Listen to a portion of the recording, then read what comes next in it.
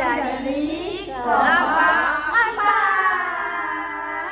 4. Sini kita mau ngapain? Kita mau wawancara mengenai dinamika kelompok. Selamat menonton.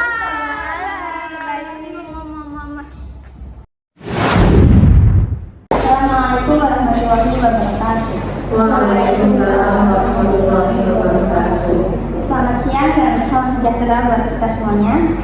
Jadi hari ini kita berkesempatan buat berdiskusi langsung dengan sosok yang sangat inspiratif dan memiliki peran sentral dalam komunitas mahasiswa psikologi, yaitu Kak Dia Zahra Salsabila selaku Ketua Himas Himpunan Mahasiswa Psikologi.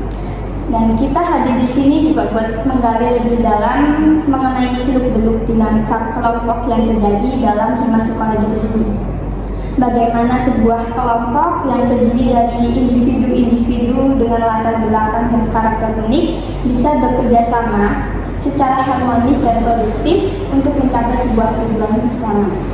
Terima kasih sebelumnya Kak Bila sudah meluangkan waktu di tengah kesibukan yang padat.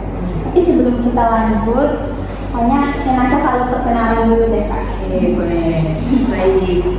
Halo semuanya, perkenalkan saya Dia Zahra Salsabila, kerap kali dipanggil Bila. Saya merupakan mahasiswa psikologi semester 6. Ada lagi? Sudah, lanjut. Baik, tanpa berlama-lama, mari kita mulai sesi wawancara ini.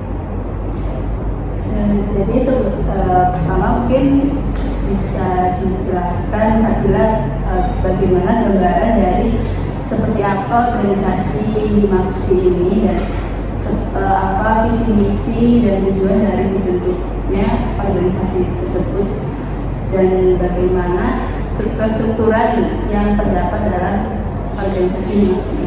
Oke, baik. Organisasi Himaksi atau Himpunan Mahasiswa Psikologi ini organisasi yang dimana itu jadi wadah khususnya bagi mahasiswa psikologi untuk mengembangkan apa-apa yang mereka miliki, baik itu keterampilan ataupun keahlian ataupun juga prestasi-prestasi yang nantinya akan mereka tunjukkan. Nah, Himpunan Mahasiswa Psikologi ini dia juga menjadi jembatan bagi para mahasiswa psikologi untuk bisa berkoneksi atau berjejaring dengan orang-orang yang ada di luarnya.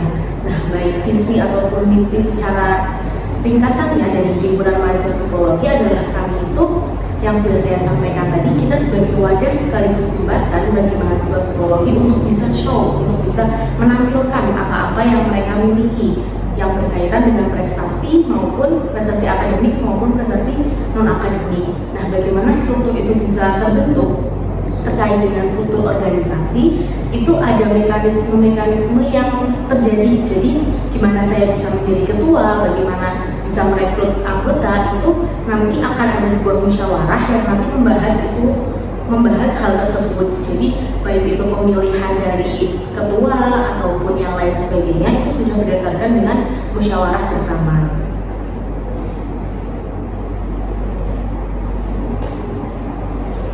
Mungkin pada awal organisasi kan pada saat bergabung sebenarnya. Bagaimana di posisi Mbak Bila sebagai ketua untuk membentuk lingkungan tersebut menjadi lebih akrab untuk menjalankan visi-misi yang mungkin ada yang tidak berjalan agar bisa segera terkait dengan mengakrabkan atau terkait dengan bagaimana cara saya sebagai seorang ketua itu bisa menggait semuanya itu. Pada awal periode, setelah saya dilantik, saya mengadakan pertemuan itu namanya capacity building.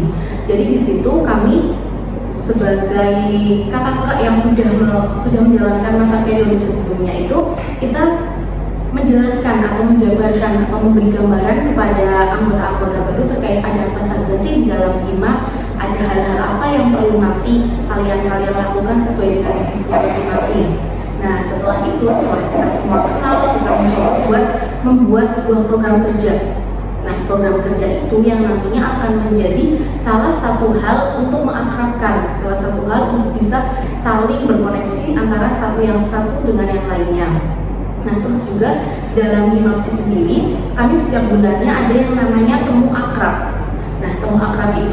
istilahnya kayak sebuah rapat, tapi ini lebih chill dan santai. Jadi gak hanya membahas program kerja, tapi kita juga sharing-sharing terkait apa aja sih yang dirasakan oleh teman-teman selama ini, atau ada hal-hal lain yang memang perlu bantuan dan lain sebagainya.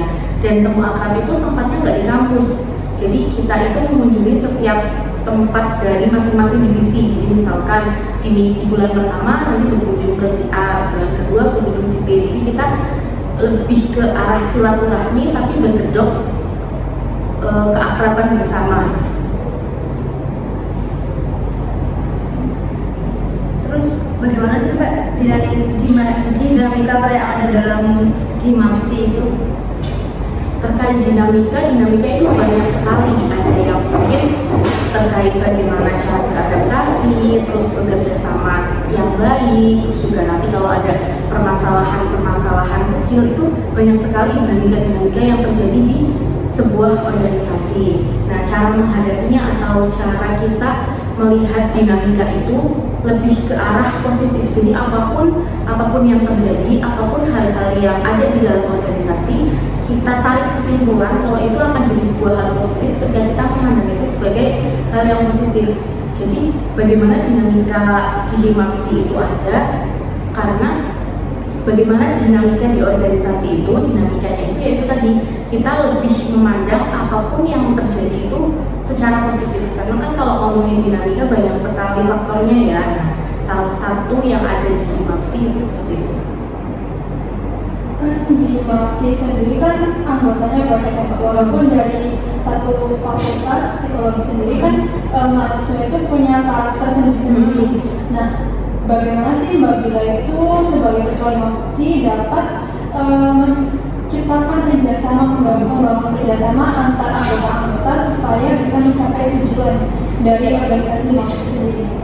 Terkait dengan karakter, kita sebagai mahasiswa psikologi pastinya kenal dan paham akan hal tersebut. Kayak gak usah lama-lama kita kenal, cukup 1 minggu kita juga udah kelihatan nih karakternya seperti apa. Kita dapat menilai bagaimana orang tersebut kepribadiannya. Nah, kalau dari saya sendiri, untuk bisa lebih ibaratnya kayak kita berhati-hati kan, karena kalau karakter kepribadian itu kan juga bisa jadi suatu hal yang sensitif dan akan menjadikan kegonjang-ganjingan sebuah organisasi. Nah, makanya ketika saya 1 minggu pertama itu kenal nih sama teman-teman seperti apa. Oh, dia bekerjanya seperti ini, oh dia orangnya seperti ini. Dan nanti ketika ada sebuah program kerja, ada sebuah hal yang harus kita kerjakan, itu akan lebih mudah ngeplotinnya. Jadi pasti teman-teman itu sudah diplotkan sesuai dengan karakter dan passionnya masing-masing. Kalau saya pribadi tidak memaksakan, kayak misalkan, oh dia kan ada yang bilang dia nggak pernah jadi si acara, maka nggak dimasukkan si acara. Karena kalau dari saya pribadi, bukan tidak memberikan kesempatan, tapi akan jadi suatu hal yang gimana kalau nanti dia jadi si acara dan yang lain nggak setuju dan lain sebagainya. Jadi lebih ke arah kita melihat individu itu untuk mengerjakan sesuatu sesuai dengan passionnya masing-masing.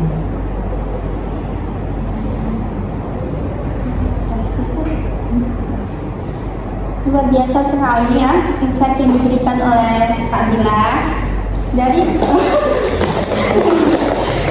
deskripsi, proses pembentukan dinamika hingga strategi membangun kerjasama, kita jadi bisa melihat betapa kompleks namun juga indah proses perjalanan sebuah kelompok.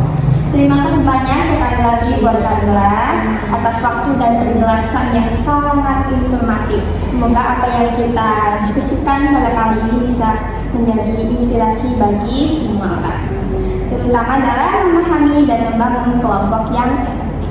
Ya, wassalamualaikum warahmatullahi wabarakatuh. Waalaikumsalam warahmatullahi wabarakatuh.